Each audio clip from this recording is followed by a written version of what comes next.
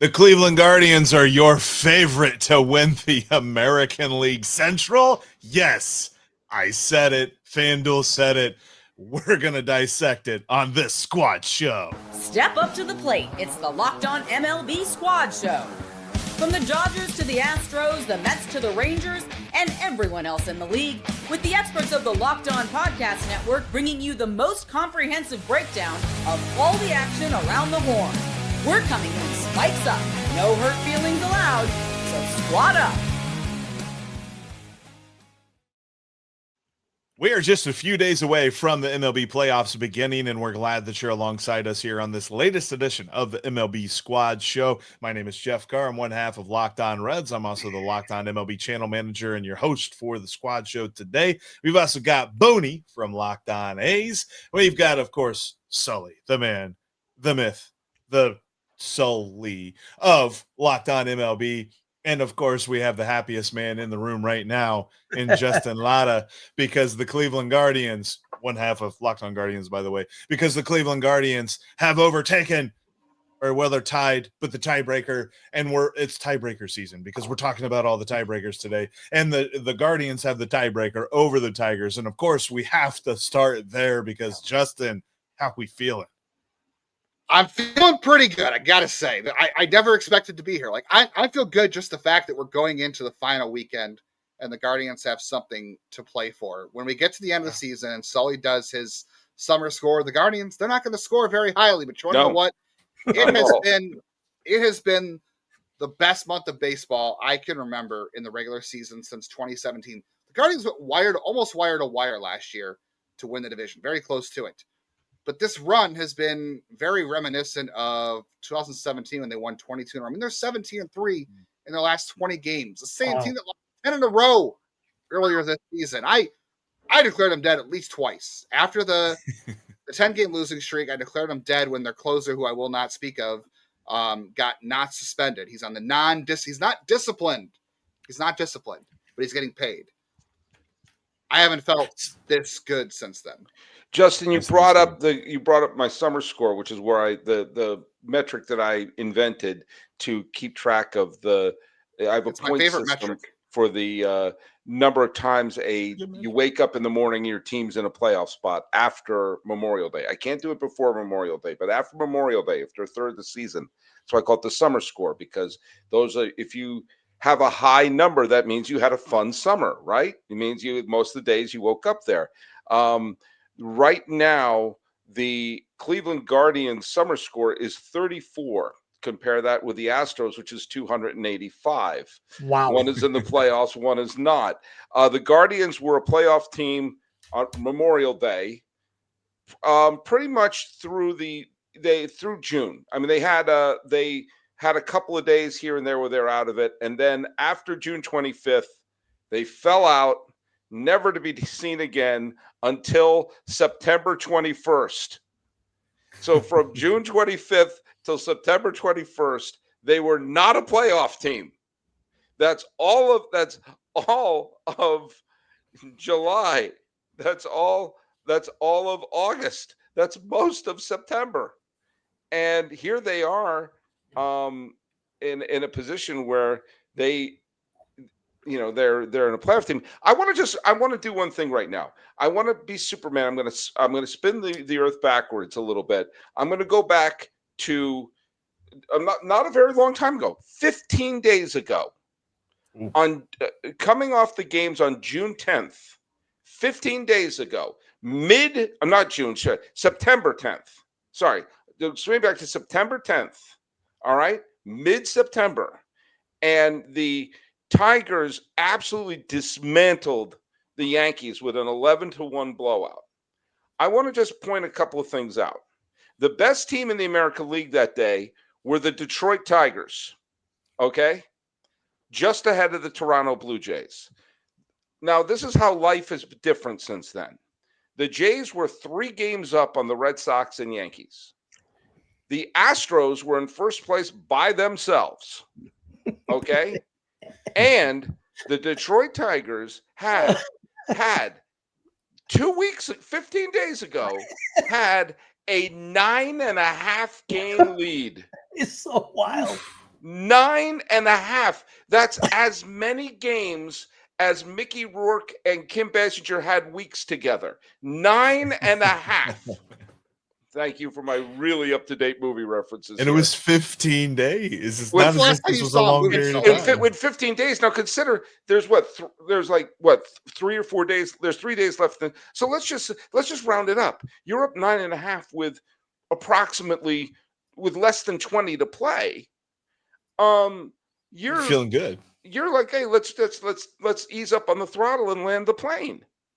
After you've just humiliated the Yankees in back-to-back games. I mean, the Tigers were walking the walk.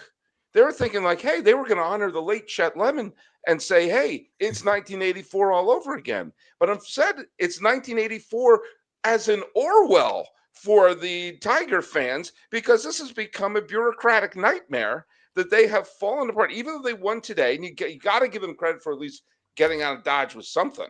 Who thought when Ramirez hit that double in the 8th inning, I thought, here we go. But Tarek Skubal, who is probably going to win the Cy Young Award, although the fact that he came up so small and Crochet came up so big down the stretch has got to get something. Skubal had all of the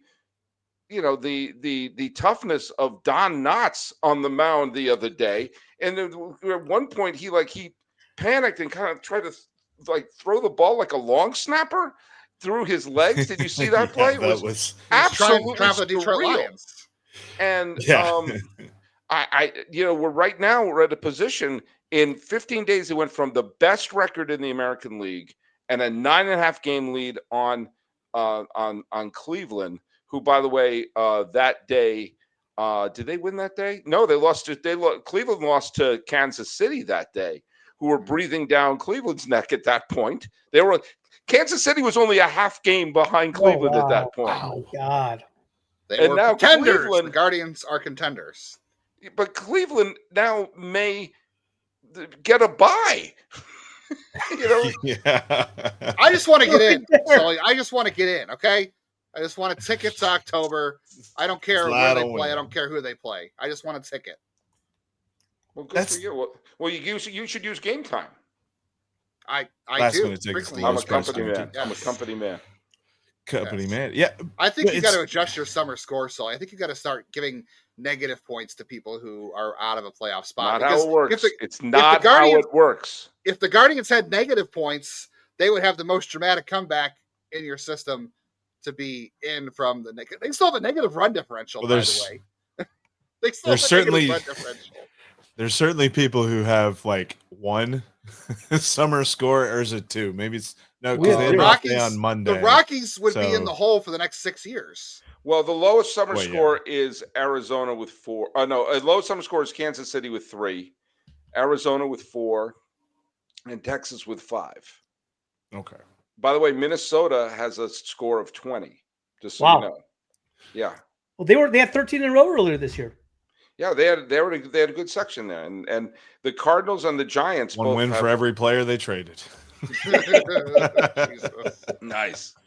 Oh, sorry, Brandon. I'm sorry. That was a pot shot there. It doesn't deserve that one, but no, it's crazy to see that comeback, and it's crazy to see like.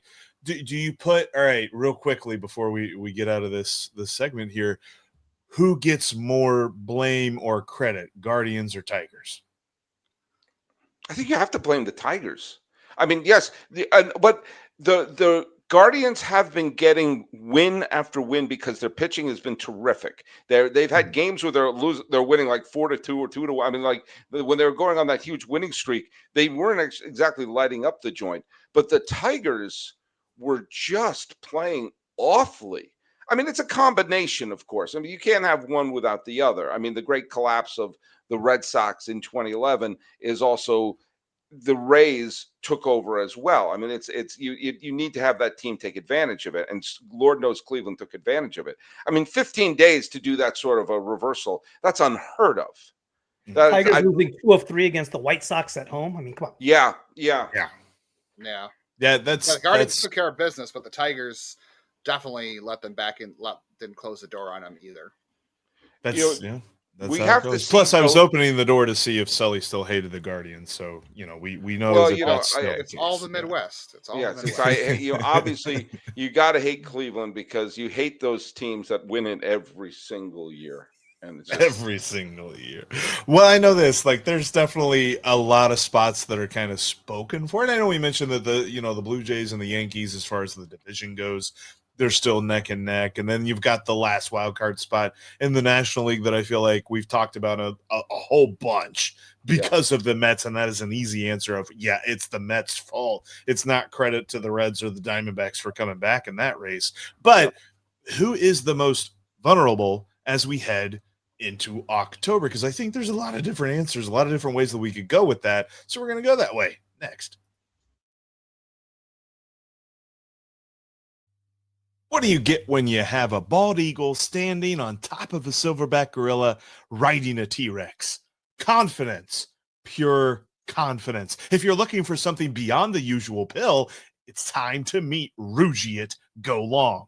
That's exactly where Rugiet Go Long comes in. This isn't just another ED pill. It's a total game changer for confidence. Go Long combines 2 doctor-trusted medications in one dual-action formula so you can get hard and go the distance. The effects can last up to 36 hours. That's confidence all day, all night, and even into the next day.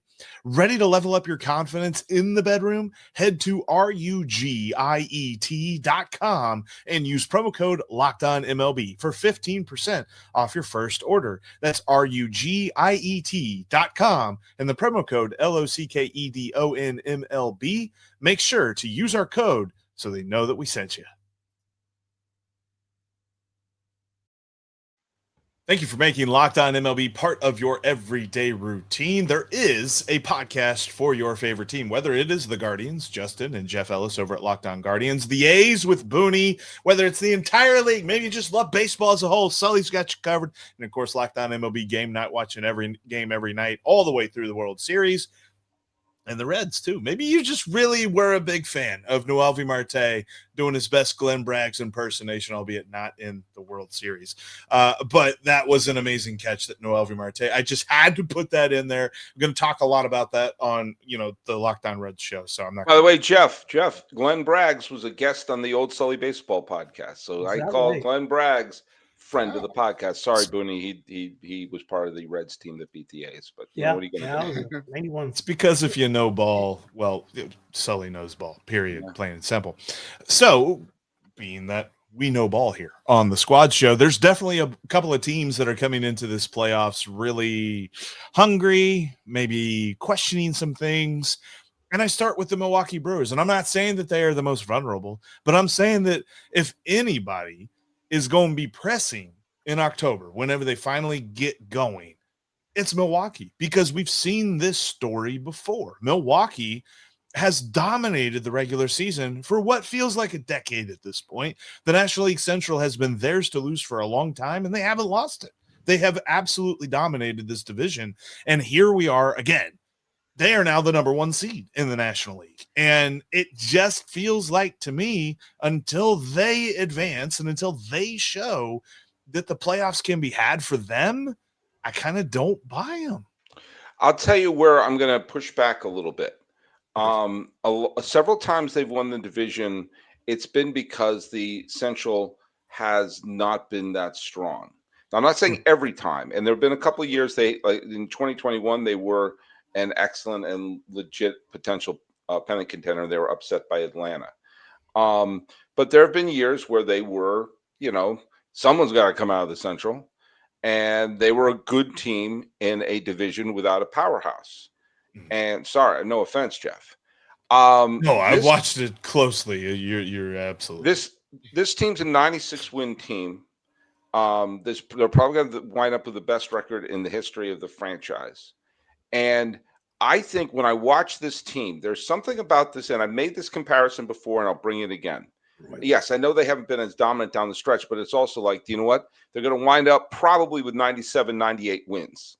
And they also, the thing that makes them dangerous, I made the comparison to the 2015 Kansas City Royals, is that they're not leaning on one star player. They've got a lot of solid hitters and fielders up and down the lineup. They have a good, they don't have to rely on Mizorowski. They know they have Peralta. They know they have Priest. They know they have good pitchers on there. They know they have a pretty good bullpen with a little bit of depth, and they play great defense. And I think that they don't make mistakes. They don't play dumb. It's what the Royals did in 2015, where again they didn't have a superstar. They just had very good players like Gordon, Moustakas, and Kane and Perez. They were all good players. Just none of them were the MVP superstars, but they had answers everywhere, and they had answers in the rotation. They had and of course they had a dominant bullpen, but they also went first to third. They also stole a bunch of bases. They put their defense on their heels, and they played good defense. And I look at this Milwaukee team, and I don't see a team that's going to make mistakes. Mm-hmm. I see the Dodgers as a team that's capable of making mistakes. I see the Phillies as a team. Gun to my head, and please don't put one there. If I'm going to pick a World Series champion, I'm sticking with my preseason pick, which is the Philadelphia Phillies. But you'll have to beat the Brewers. The Brewers won't beat themselves. And for that reason, I'm out. For that reason, I think that they look better than some of the teams that had got in the playoffs before. But then again, I thought the team in 2021 I thought they were going to do better than they did. So who knows? But I do like this team better than previous Milwaukee teams, and they're going to have the top seed. So it's not going to be someone need to come out of the Central. They've been really good.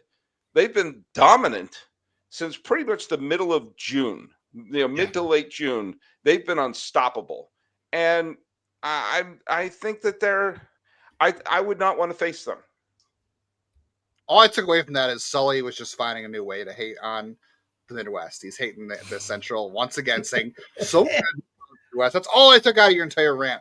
Sully, no, I also picked the Phillies to win the World Series preseason as well, and I think they're under a ton of pressure, to be honest with you, because I know that clinching a bye. Zach Wheeler, no Zach Wheeler. Kyle Schwarber's a free agent at the end of the year. They've got a lot of weird tension going on with Nick Castellanos. I know they've had their players playing better than him recently. Like Trey Turner's coming off an injury, if I'm not mistaken. Like I know Luzardo and Sanchez are great, and they traded for Duran, but this team, I don't want to say, I hate saying windows because I don't think windows ever exist because you think it's open and then all of a sudden it closes and then it opens when you think it's not. But this is a team with a weird age and a weird free agent situation where I think they're under a lot of pressure to get it done this October. So I think they're going to be under a lot of pressure. I think the Yankees are always under a lot of pressure in the playoffs too. I think because they just have it. Everyone expects them to win every year, and they never do. What's the last one? 09 or 08, I think was the last one. 09, yeah. So I think they're under pressure. And, the Guardians, they're playing with house money. If they get in, nobody expected them to be there. So, same with Milwaukee. I think the Manager of the Year award is a silly award sometimes, and you don't often see two managers win it in back-to-back years. But, given where the Guardians and Brewers were this year and what they came into with, I think both those guys are winning Manager of the Year because the expectations changed in the offseason and during the season. So they should be playing a little bit freer and easier, like Sully said, especially the Brewers. Manager of the Year should be renamed Manager of the Team You Didn't Expect to Contend. Yes. Because how do you quantify that?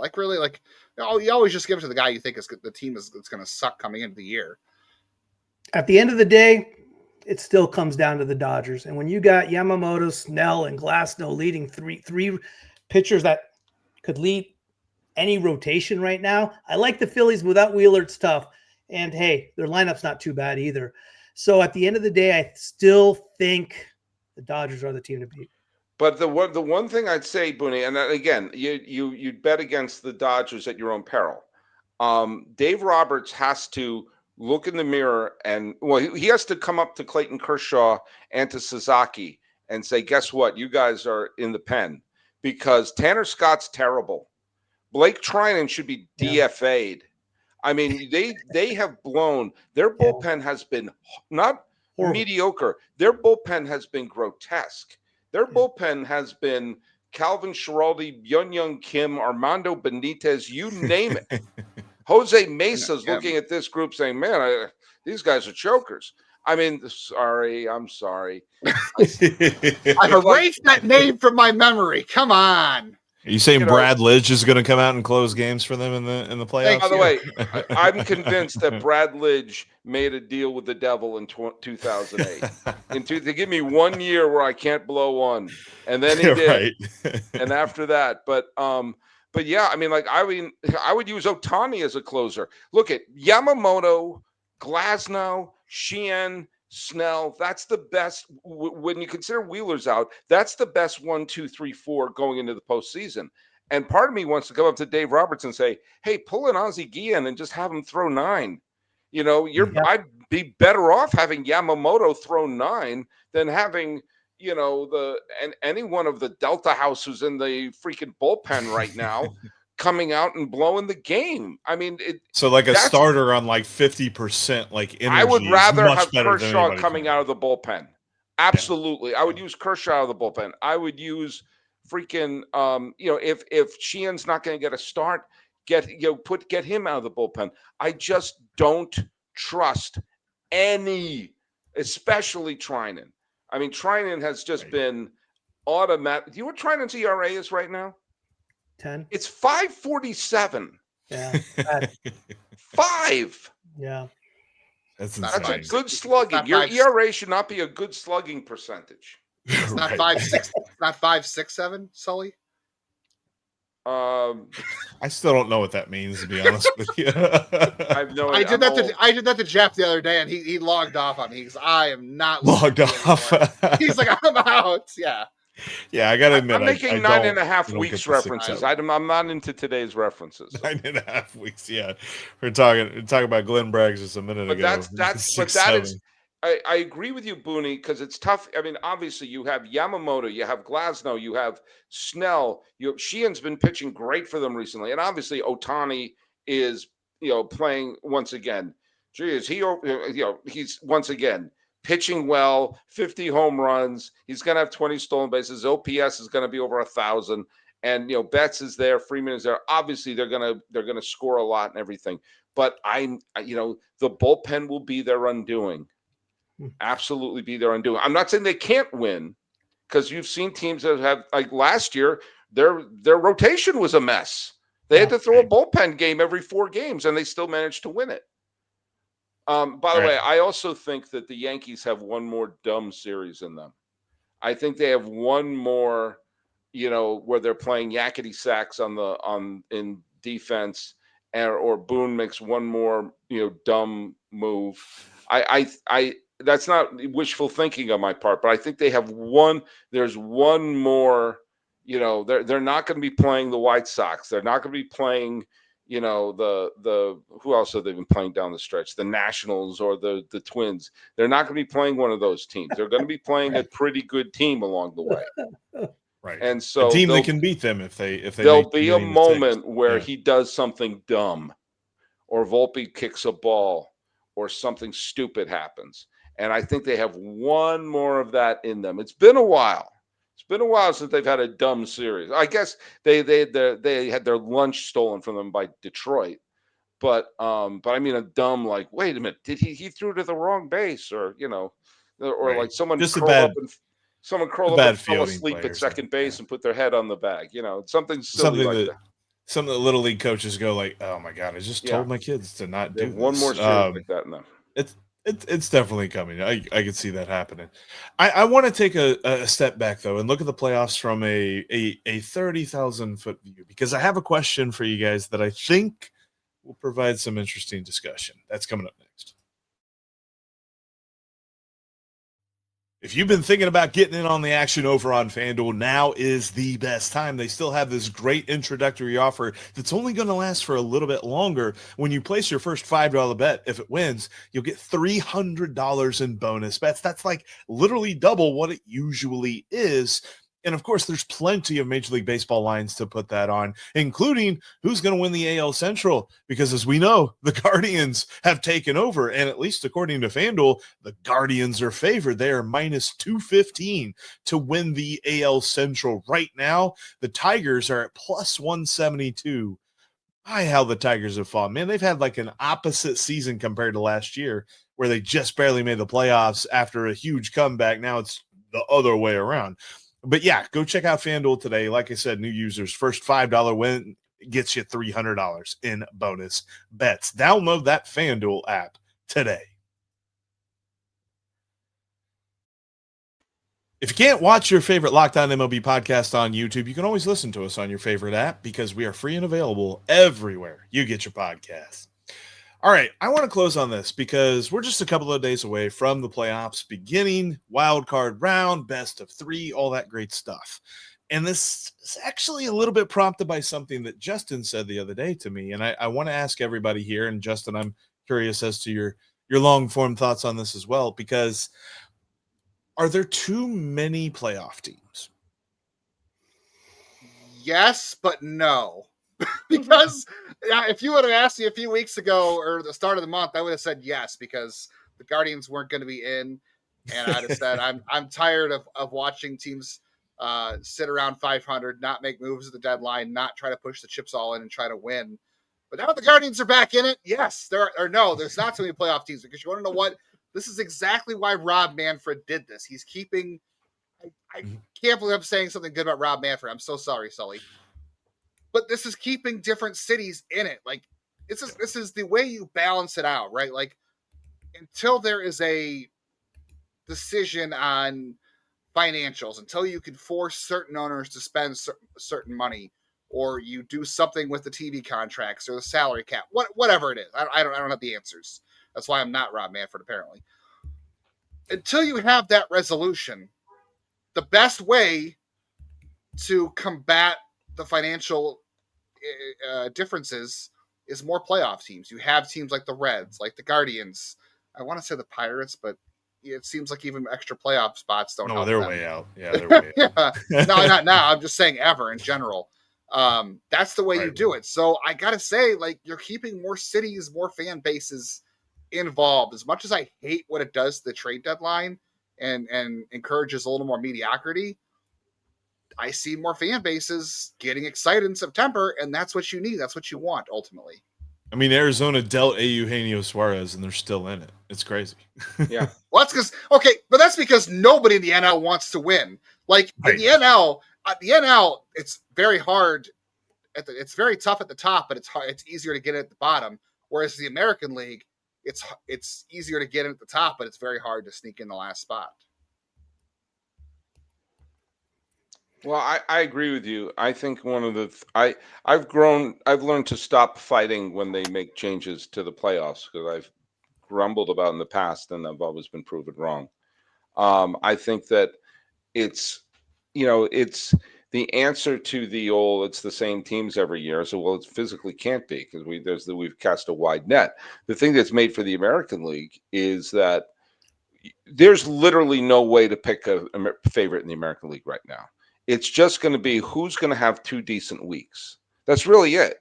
The Yankees could run the table, or they could play stupidly, especially if they have to play in the wild card series. Let's say they play Boston, and Boston throws Garrett Crochet, who is unstoppable. And if I were the Yankees, I would not throw Fried in game 1. I would throw Rodon in game 1, because maybe you get lucky and if you face, you beat Crochet, but if it comes down to you're down 1-0, then it's just, okay, the other team just has to split. Or I could just as easily see the Yankees in the World Series. Same thing for every other team. We've seen instances of teams that stumble and bumble and grumble into the playoffs and suddenly go on a rampage. The Cardinals in 2006 went and limped into the playoffs, or even the Yankees in 2000 limped into the playoffs, and both of those teams went on to win the World Series. So, to have all of these fan bases, especially in the American League right now, thinking not only we can punch the ticket, but we can actually make it there's a path to the World Series that isn't banana boats like the Diamondbacks in 2023, which was just bizarre, but this a legit path. Every team I mentioned has a good streak in them. You could see the Toronto Blue Jays, who have been, spiraling, the proverbial spider in the toilet, but you could see them going hey, we're in, let's relax. boom, though Frankie goes to Hollywood and say, relax, don't do it, and find themselves going to, that's possible. And that makes it exciting for these fan bases. I wouldn't mind seeing shortening the regular season if we have this many. I've been advocating for years ending the regular season on Labor Day and having the playoffs start in September, and have baseball not competing with football in the best month of the season, but get August to be the great pennant race, and and then have the playoffs in September. So we're not going like, oh, the World Series is going on during Thanksgiving dinner, and so I'm you're not gonna find a bigger baseball fan than me, but I'm all for, if it's like a 140 game season or something like that. I'm your pal Sully is listening. But I think it's working, for just to get people's interest, that generations of kids can start to get interested in them. I teach at a high school in Pasadena, and all these kids are walking around with Dodgers jerseys. Yeah. Now, granted, the Dodgers are one of the best teams, one of the most popular teams, but I'm seeing young people watching baseball. And if that's happening across the country, remind me why that's bad. Or hear me out. You shorten the season and you don't start until late April, early May, because people like us here in Cleveland have to sit through 35-degree home openers, and the fans sell out for that, and they don't show up again until this past week, which has literally been true most of the year. Yeah, I agree with you guys. I mean, I think the wild card format right now, and first of all, with the absolute chaos that it causes and the excitement down the stretch. Also, I mean, for teams that are out of it, like the A's, I mean, 12 of our last 15 games have been meaningful games, have been against teams that are in the playoff hunt, rather than just meaningless games down the stretch for a team that's out of it. So, I think it's a win-win for everybody. I am intrigued to see exactly how this plays out, because we were talking a lot about the Dodgers bullpen and stuff. If the Mets are able to make it in, you're going to have the Mets Dodgers, and then whoever takes their starter out first is just like spin the roulette wheel. Let's see what happens, because the Mets bullpen is even worse than the Dodgers. So that's going to be crazy. What you're saying is the Dodgers need Rougiet. What I'm saying is the Reds need to make it. And that's where we're going to end today's squad show. Thank you so much for checking out today's Locked On MLB Squad. We will be with you back again as the playoffs get going. We'll be talking about wild card baseball next week. It's crazy. This year has just absolutely flown by. But we'll be back in your feed next week. Thank you so much for checking us out. Make sure you check out your favorite team's podcast, whether it's the Guardians, the A's, the Reds, or you just love baseball in general. We got a podcast for you, because we are all part of the Locked On Podcast Network, your team every day. Chaos.